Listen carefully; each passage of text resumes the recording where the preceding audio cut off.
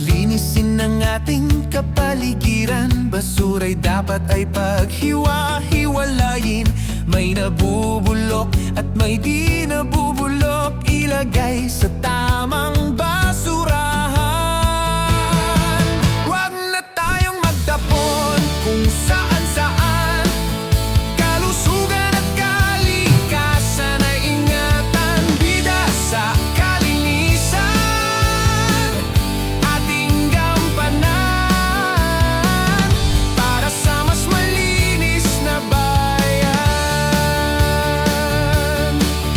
Bote at lata, papel, plastik o karton, i-recycle natin, may bagong gamit yan. Mga tira-tirang pagkain at mga dahon sa compost, itambak pataba sa halaman.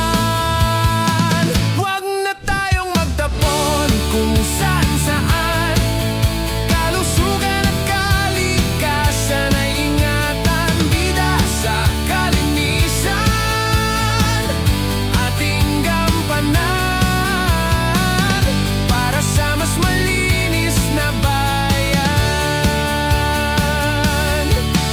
Kung tayo'y magtutulungan, ligtas ang kapaligiran.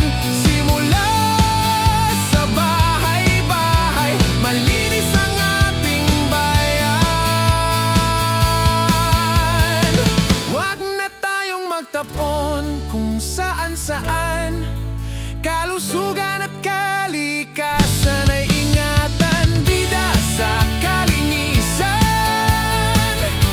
ating gampanan para sa mas malinis na bayan. Huwag na tayong magtapon kung saan-saan. Kalusugan at kalikasan ay ingatan. Bida sa kalinisan, ating gampanan para sa mas malinis na bayan. Para sa mas malinis na bayan.